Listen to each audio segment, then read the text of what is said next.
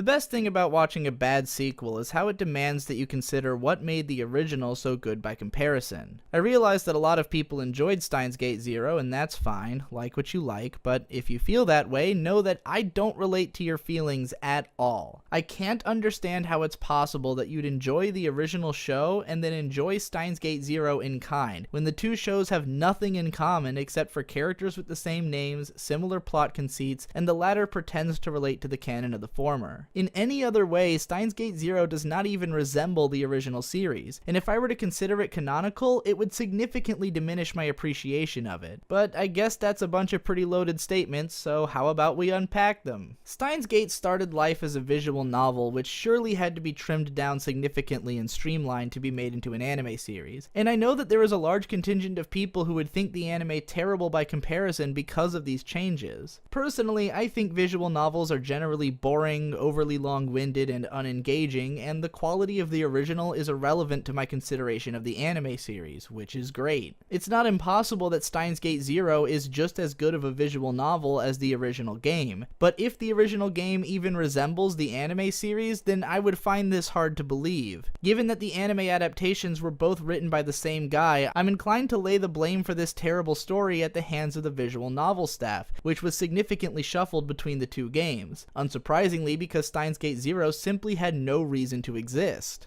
The word uninspired is dangerous because it's so nebulous and like, who am I to say whether or not a creator was really inspired to make something? But if there was ever a piece of media where I could point to inspiration as the difference between why it's good or bad, this is the one. The original Steins Gate felt like it was inspired by someone's desire to create an otaku hero's journey story using the central gimmick of time travel, with a mystery thriller atmosphere and characters representing different aspects of the otaku psyche, while the sequel felt like it was inspired by a company's desire to capitalize on the success of Steins Gate in a way which would feel relevant enough to be considered a full product. If you need evidence, simply strip away all of the stuff that was present in the first season and look at what we're left with. Bland, one-dimensional new characters, most of whom have little to contribute to the story, a bafflingly nonsensical plot which takes an eternity to start moving, and fantasy technologies which raise far more questions than they see fit to answer. Now put back the elements which were there originally and consider how none of them even resemble what they used to be. How the new show uses the idea of character development to mask the fact that none of these characters are even similar to the people they were before. How it seems confused about which aspects of the original show were important or meant to be taken seriously, and thus turns the plot into a goofy mess that fixates on all the wrong details. Then notice how it finds every excuse to clone the most popular character from the original series into as many permutations as possible, despite the launching off point of the story having been that it takes place in a universe where she's supposed to be dead. Notice how popular characters from the first season who wouldn't have had anything to do in this universe now get even more screen time than before, as the show finds any conceivable reason to give them more to do. Notice how every fucking scene tries to force as many characters on screen as humanly imaginable just so they have a chance to appear a requisite number of times throughout the series. And then realize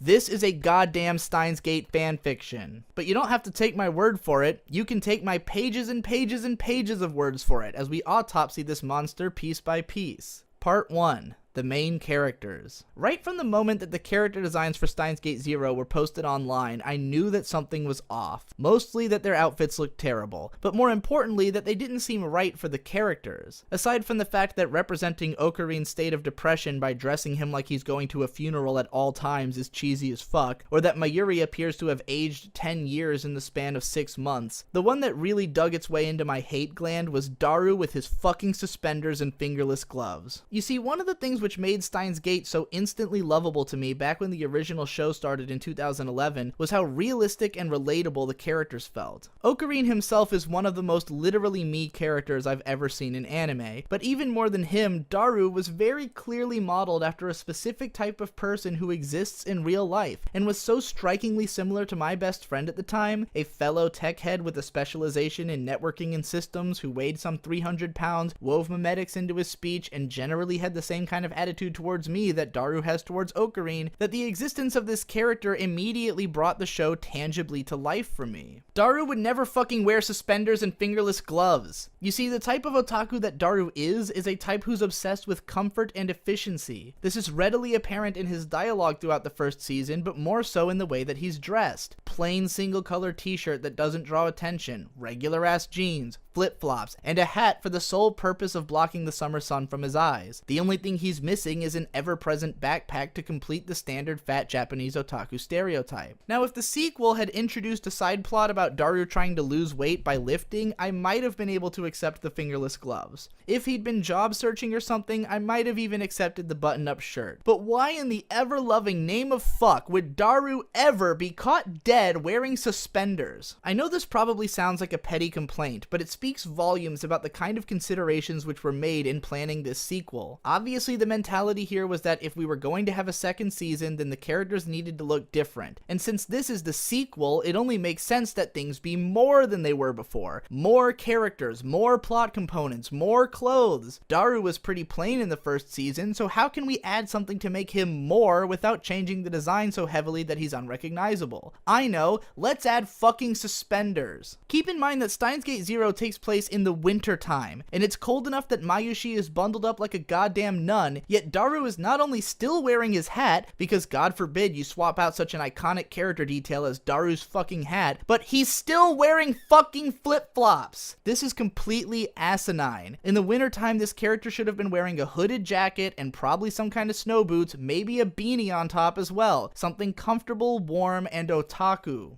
I don't want to sit here and harp on the outfits all day since I know that most of you don't care, but one thing I simply can't let slide is the tits. All of the girls now have gigantic tits for no reason, and they look fucking terrible. Mayuri's shirts cling to the underside of her tits like they're sewn into a bra shape. Suzuha's seem to be floating in air when she's in a tank top. None of them have any heft or shape. They're just balloons taped to the characters' chests, and I hate them. Moving on. By far the worst victims of Steins Gate Zero's warped perception of what even is a character development are Okabe Rintaro and Shina Mayuri. Neither of these characters even resembles what they used to be, and I already know that a lot of viewers will have accepted this because the show does in fact offer an explanation for how they got this way. Your mileage will vary, but in my opinion, the reasons given for these characters' changes are a complete bullshit cop-out that breaks the original show entirely if I take them seriously. For what it's worth though, some of the blame can be placed on the first season for offering this out in the first place. You see, when we're introduced to Okabe and Mayushi, the former seems to be a paranoid delusional who plays up an over-the-top character in order to conceal his social awkwardness and inability to communicate normally, while the latter seems like an adorably autistic and childlike girl with an underdeveloped mind. However, at one point, it's revealed that Mayushi entered a deep depression and started acting especially weird after the death of her grandmother, and that Okabe started calling her as hostage and fabricating his fictional version of reality in order to cheer her up. Now keep in mind here that all of this is presented vaguely, and we are given no reason to believe that if not for this event, the characters would have just been completely normal. Okabe is frequently seen performing his character in front of people other than Mayushi, and even when he's totally alone and lost in the throes of paranoia. While he does exhibit self-awareness about the way he's acting and how it looks, and it's clear that he plays it up a lot of the time as an act to get out of awkward moments or to conceal his own foolishness, this doesn't mean that it's something he could simply turn on and off at will, or which has no grounding in his personality. In episode 22, there's a heart-wrenching scene in which Ocarine, having made it to a timeline wherein Mayushi can live at the sacrifice of Makise Kurisu, goes into one of his usual megalomaniacal character rants with an obvious sense of desperation. But Mayushi cuts him off, telling him, "You don't have to talk like that anymore. Mayushi is better now, so you can cry for yourself." Nothing about this line implies that Mayushi being better now would mean that she's any different from how she's been throughout the series. In fact, considering that Okabe is back at the very beginning of the timeline at this point, the Mayushi saying this is literally the same one which we were spending time with in episode 1, before we'd even learned about the deeper sense of emotional intelligence which she possesses and just isn't able to express in coherent language. Moreover, Mayushi saying this does not imply a truth that Okabe is literally only talking in this character for her sake. In this moment, he is trying to cover up his emotions using this character, and Mayushi is telling him that it's okay for him to be weak because she no longer relies on his emotional strength in order to keep herself alive as she once did. Talking like that in this context does not mean performing your character, but shielding your emotions. I'm putting so much emphasis on this because Steins Gate Zero deliberately opts to take this statement at face value and to completely rewrite the characters on the basis that they were solely acting the way they were as a reaction to that certain event in the past, and that now that Mayushi has announced her being okay now, and Okabe no longer needing that persona, both of them are completely and totally normal. In Okabe's case, it's at least a little more believable that, with his greater mental maturity achieved from basically living a second lifetime on top of his own via time loops and having been so deeply emotionally broken by his experiences, he might be a pretty different person when reintroduced to society. While Steins Gate Zero treats the Hoa-wing Kyoma personality like it was nothing more than a performance and had no basis in any kind of paranoid personality disorder, at the very least it preserves Okabe's social awkwardness, and has the other characters comment on the way that he's changed to an extent where Mayushi even calls him a normie at one point. But is this really the logical conclusion of his development? For anyone who's made it this far into the video not having seen either of these shows or needing a refresher, let's address the conceit of this sequel. Massive spoilers for a dramatic thriller show incoming in case you somehow weren't prepared for that when you clicked on the video. Steins Gate is a show about a group of goofy otaku accidentally creating a lackluster time travel device which leads to a seemingly inescapable future in which Mayuri is killed and a time travel arms race causes 5.7 billion people to die in World War III, eventuating in a dystopic future. With the limited technology at his disposal, Ocarine continually sends his memories into the past and relives the same couple of days over and over again, making small corrections to the continuity in an effort to prevent Mayuri's death. At the aforementioned end of episode 22, he finally makes it to a universe in which Mayuri lives, only to realize that in doing so, he has also regressed into a universe wherein the scientist Makise Kurisu, whom he's fallen in love with over the course of his adventures, is killed instead, and World War III remains inevitable unless she can be saved. In episode 23, Ocarine makes an attempt to save Kurisu, which fails, and then Mayuri slaps him and tells him to try again. Then Suzuha, a time traveler from the dystopic future who also happens to be Daru's daughter, reveals that she has a message from a future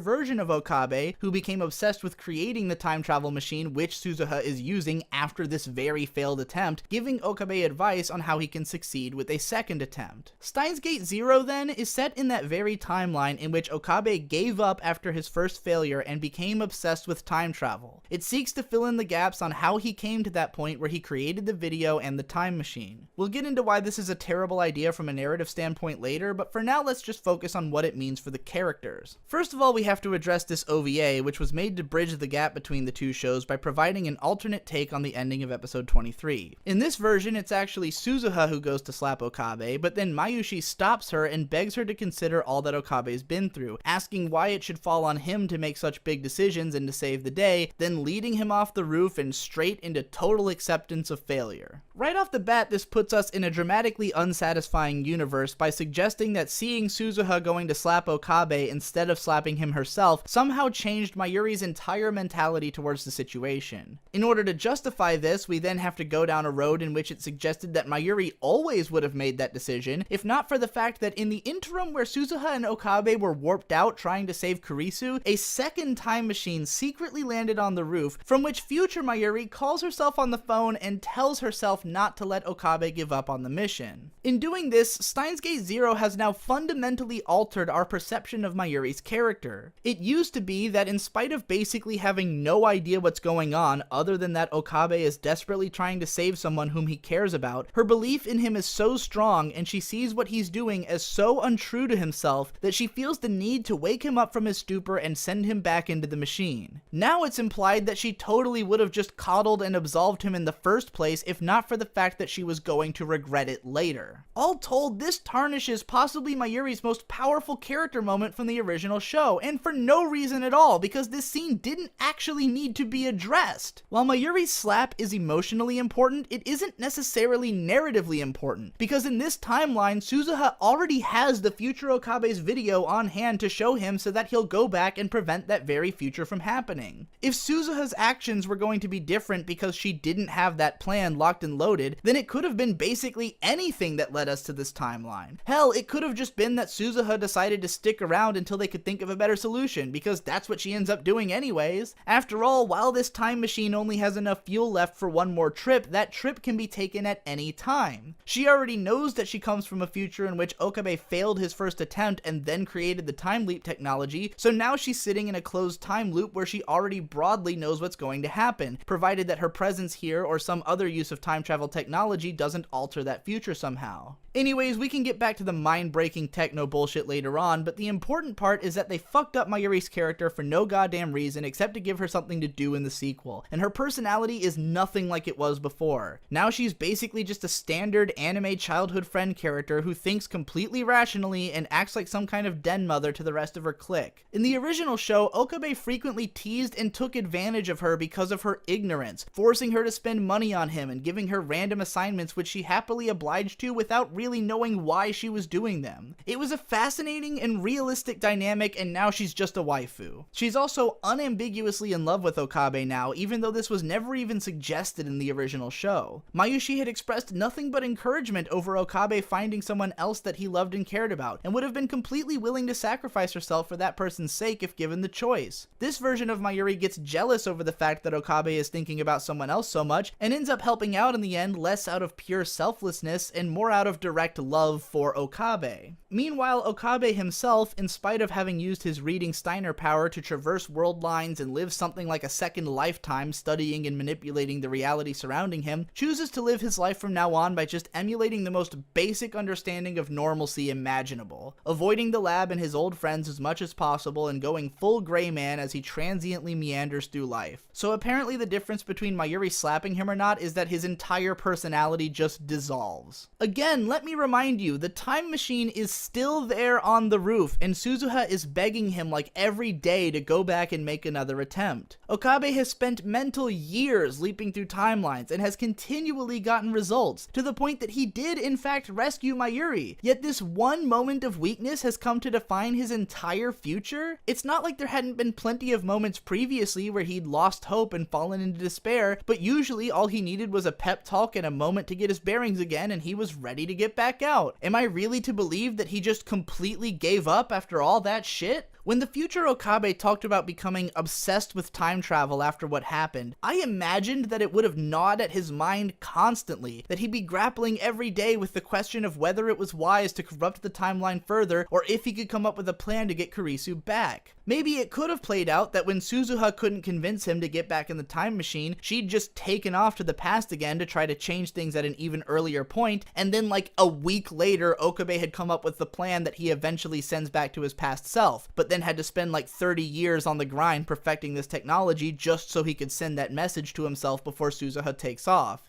Instead, we have the excuse that Suzuha and Mayuri had to go back to make that phone call, using the last of the fuel in the machine at a totally arbitrary moment in the timeline, which just happens to end up being another convergence point for the ending of the season, but we'll get back to that later. In the end, it doesn't really matter what plot conceit was needed to justify the existence of Steins Gate Zero. It could have been anything if the writers had gotten creative about it. We had no reason to make any assumptions about what led to this point other than what we can surmise on the basis of how we understand the characters. But instead of taking the characters we know and love and imagining how they would evolve when placed into a new scenario, instead the characters are altered in fundamental ways to allow the pre-established new scenario to transpire, i.e. it's lazy fucking character writing. Later into the series, Okabe decides to revive his Hoho and Kyoma personality as some kind of war face used to inspire his crew, which is cliched and goofy and dumb, and it's suggested that he's embarrassed about it even though he snaps back into those mannerisms in such a way that to believe this was all an act suddenly paints him him as an A-class method actor. But you know what? It would have been dead easy to have this all make sense. All they had to do was present Okarine's attempt at normalcy as a struggle, and to suggest that Kyoma was always bubbling under the surface the entire time. Instead of telling us that Ocarine would just be a complete normie if he wasn't actively performing a Chunibyo personality, make it out like he's afraid of his own mania and constantly trying to suppress it, because yeah, it did kind of put him in this situation in the first place. Then, when it becomes apparent that his fake attempt at a normie life didn't work out, have the facade finally crack as he goes cackling back into paranoid madness. Paint this not as a heroic return, but a terrifying one, as an out-of-control psychological break that's just the kind of crazy we needed to think different. Otherwise, this shit doesn't make any goddamn sense, and it's boring and it sucks. Daru doesn't fare any better than his compatriots in this sequel, though it's less a breaking of his foundation and more a weird suggestion about what it would mean for him to develop. Daru was mostly characterized as lazy and dismissive in the original, someone who had his own talents and his own business to attend to, but enjoyed hanging out with Okabe because they're both otaku who like building weird machines. He didn't take Okabe seriously in the slightest as an intelligent or important person, and considered him a delusional chunibyo. In this show, he's taken as the de facto number 2 guy, best friend bro, whose faith in Okabe is unshakable and who punches him into action when the chips are down. He is heroic, and while you could say that some of his new attitude is the result of hanging out with his daughter and learning what he's supposed to do in the future, that development is no sold by what we actually see in the series. That is, aside from the revelation that his part-time hacking jobs apparently involve borderline secret agent badass proclivities. If not for continuing to spout memes and otaku culture shit, you could easily forget that this was even supposed to be the same character. The chemistry between Okabe, Mayushi, and Daru was my favorite thing about the original Steins Gate. Their hilarious and believable dialogue had sold me on the show so quickly that I considered it to be a favorite after just the first 4 episodes back when it aired. In this series, the characters are boring, generic, trite, and built around narrative cliches instead of around the attitudes and demeanors of real people. In short, they fucking suck, and so does everything else about this show, but it's going to take a while to break down every single thing that put me off, so we'll have to break this video into parts. Look forward to the next video where I'll break down the ineptitude of the show's writing, and maybe even get a chance to start parsing this clusterfuck of a story. Meanwhile, if you need more stuff to watch, check out my new collaborative game review channel, I Am Games, which also live streams the games we review on Twitch every Tuesday and Thursday at 6 p.m. EST and Fridays at midnight. Support me on Patreon if you like this ranting, and thanks again for watching. I'll see you in the next one.